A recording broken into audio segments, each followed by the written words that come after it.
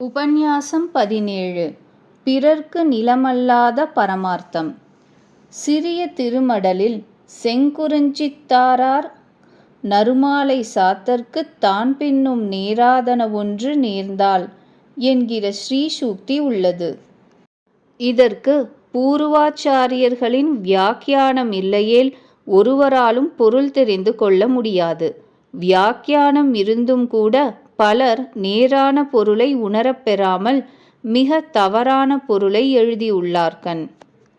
அதில் ஏராரிளமுலையீர் என்றன குற்றதுதான் காரார் குழலெடுத்துக் கட்டி கதிர்முலையை வாரார வீக்கி மணிமேகலை திருத்தி ஆராரையில் வேர்க்கணஞ்சனத்தின் நீரணிந்து சீரார் செழும்பத்துக் கொண்டடியா நின்றேன் நான் நீரார் கமலம்போல் செங்கண்மாலென்றொருவன் பாரோர்களெல்லாம் மகிழப் பறைகரங்க சீரார் குடமிரண்டேந்தி செழுந்தெருவே ஆராரெனச் சொல்லி ஆடுமது கண்டு ஏராரிளமுலையார் என்னையருமெல்லாரும் வாராயோ வென்றார்க்குச் சென்றேனென் வல்வினையால் காரார்மணி நிறமும் கைவளையும் காணேன் நான் ஆரானும் சொல்லிற்றுங் கொள்ளேன் அறிவழிந்து தீராவுடம்பொடு பேதுருவேம் கண்டிரங்கி ஏரார்கிளிக் கிளவி எம்மனைத்தான் வந்தென்னை சீரார் செழும்புழுதிக் காப்பிட்டு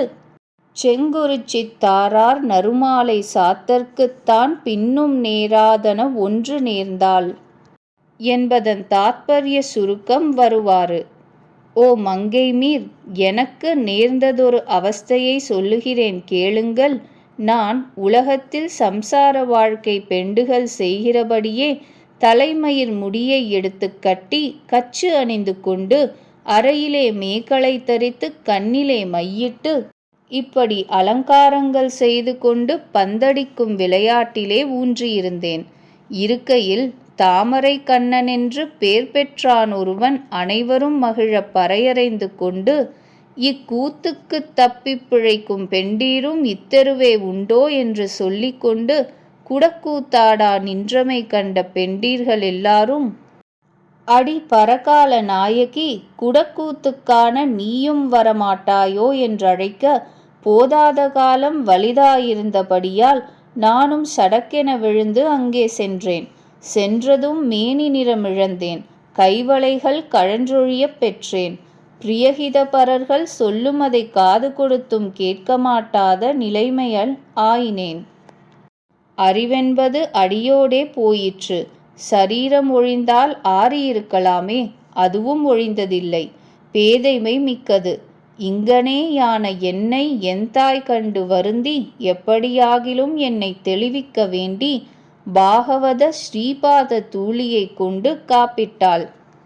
செங்குறிஞ்சி மாலையை நிரூபகமாக உடைய சாஸ்தா எனும் தேவதாந்தரத்திற்கு ஓர் அஞ்சலியும் செய்தாள் என்பது கருத்து. இங்கு மூலத்தில் நறுமாலைச் சாத்தற்கு என்று சகர ஒற்றுடன் ஓத வேண்டியிருக்க அஃதின்றிக்கே நறுமாலை சாத்தற்கு என்று தவறாகவே பெரும்பாலும் ஓதி வந்தபடியால் மாலை சாத்தற்கு மாலையை சாத்திக் கொள்வதற்கு என்று பலரும் பொருள் கூறி வருவதும் சிலர் எழுதி வைத்திருப்பதும் வருந்தத்தக்கது. அது நிற்க பின்னும் நேராதன ஒன்று நேர்ந்தால் என்பதற்கு பெரிய வாச்சான் பிள்ளையின் வியாக்கியான ஸ்ரீசூக்தி சத்சம்பிரதாய ரசிகர்களுக்கே நிலமானது. வியாக்கியான ஸ்ரீகோஷத்தை எடுத்து ரசிகர்கள் சேவிப்பது.